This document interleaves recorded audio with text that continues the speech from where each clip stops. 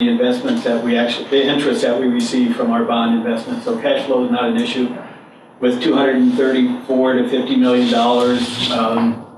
in positive cash flow, I don't see in the very far future that there'll be any need to actually issue pension obligation bonds unless it's similar to it was in 2002 when it made good sense to do so because of the low interest rates that we were able to issue the bonds at. It made good fiscal sense to do that.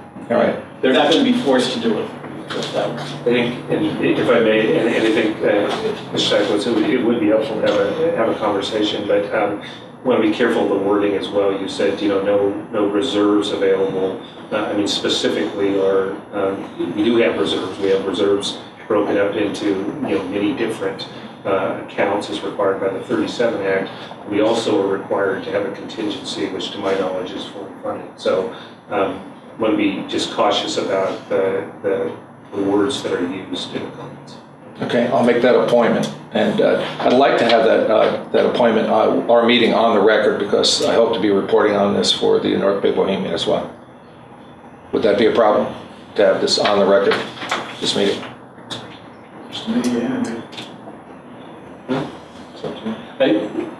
We can discuss that. All right. Thank you. Okay, Cameron Drake. Tim, I have a question on that, follow-up to his statement. In terms of getting the documentation for the operational expenditures of the system, the cost of doing business, the various fees and stuff, isn't that already available somewhere? Like in what document? Wouldn't we already have that information? And my goal is that when we get into, hopefully soon into 09, that we're going to get a website developed. Because this is just common information that that I think this county has really fallen short on, and I'll include the county in that with respect to getting documents online that the public can access. We've taken some steps this year with the Board of Supervisors to get more information. If you go to the planning department now, you can get a lot more information online on planning appeals. You can click on it. You can get all the information you might want to read if you're in Covelo or Laytonville, assuming you've got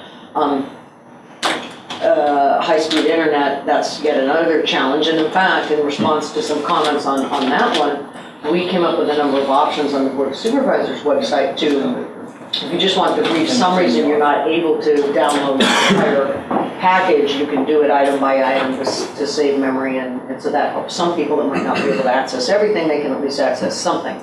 But I think we ought to get all that information online, and it's just fully available to the public. It's an aspect of transparency. It's just get that there. But don't we have that already in a document? It's in the financial statement and the audit. So couldn't Mr. Sackle just have that? Couldn't that, I mean, just if he could be just given those documents, He gets them every meeting. he'd have. But I mean, don't we have a comprehensive document? Would that be the CAFR? What is that document that does a comprehensive review of all of the operations? We're just finishing up with the county, the outside auditor. Jim and I had a discussion with him yesterday or Monday, answering some of his internal control questions, and he's going to finalize his audit, I'm hoping within the next week or so. Then we'll review it. It'll be printed. It's available to anybody who wants to look at it, and has all the financial information on the retirement system. And as a follow-up, one thing I showed Jim the other day, last year when I had the time, just being here on a part-time basis, I did put together a CAFR. It's ready to have the information filled in for this year, and we would have the information there for 2007 and 2008, and we're going to print a few and make them available. It'll be expensive to print, but we're also looking at, I think, doing a popular annual financial report, which is maybe 1 or 2 pages that give you the information that people really want to know, our return on investment, our expenses, that kind of thing, and that'll be available, maybe January, February, sometime. And all the retirees were going to receive that, right? And then be told that there was additional information available if they wanted a complete report. To the retirees, it'll probably go out as a countywide email rather than printing it up. We do find that there's not a lot of interest in this, and quite often they're immediately thrown in the trash in order to save resources. We'll send it out as an email, and if they want it, they can print it. Because the CAFR is far more detailed than the audit, right? It's got more information. Well, most of the information in the CAFR will come from the audit, but what it does is It makes it pretty. It's a user Yeah. friendly. So I think the sooner we can get this information online, the better, because we're way behind the loop in this. As I said, other aspects of, departments of the county certainly are. Although the CEO's office has really stepped up in the recent budgetary issues.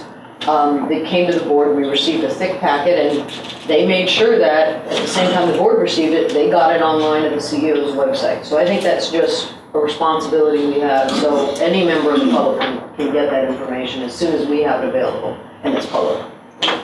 Yeah, just a couple of comments, because I know that there's kind of an issue of transparency, and can people understand the business of the board of retirement and pension system, and kind of approaching it on a number of fronts, and I think making progress, but progress isn't made overnight.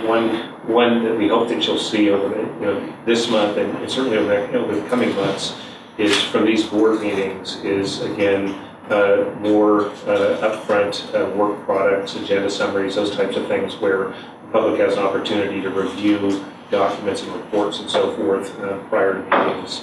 And I think there was a comment made at the last meeting as to there was a lot of verbal discussion, but not a lot in writing. So we're trying to create more written documents, not for bureaucracy's sake, but to be more transparent.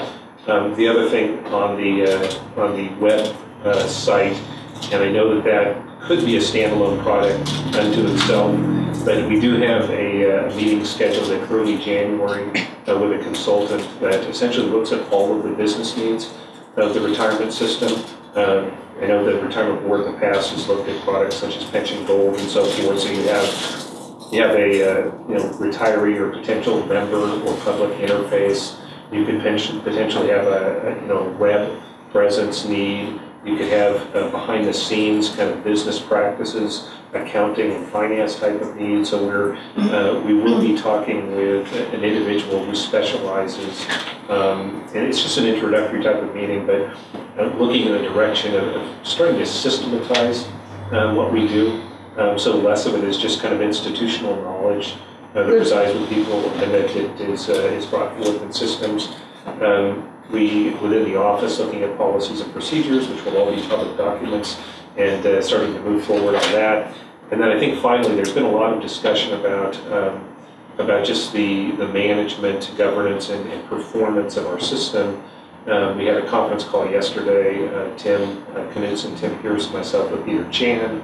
One of the things that we will be working on, and we're kind of looking at probably a 45 to 60 day time horizon, depending upon how rapidly we can gather data and the cooperation we get from others gathering data, is looking at all the other 37 Act counties, looking at absolute rates of return. We think that there's some bad information out there about where we stand on rates of return, looking at investment policies of other 37 Act counties, how they perform against indices, what their levels of risk are, and so forth.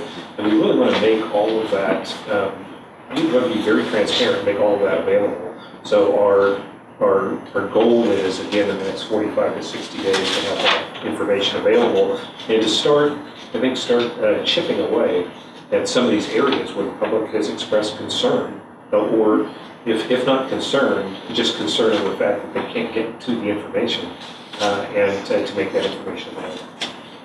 What's our time frame on getting some kind of website up? Because I asked this, the same question over a year ago, and was told, "Oh, we're working on it." That was a year ago. If there's some kind of, when are we looking at have something up with some information and people to go to? And yeah, I mentioned this last month. I don't know that I can give you a specific date. One of the things that, again, I've been on board for a little over a month now, and one of the things that I've been doing is meeting with board members.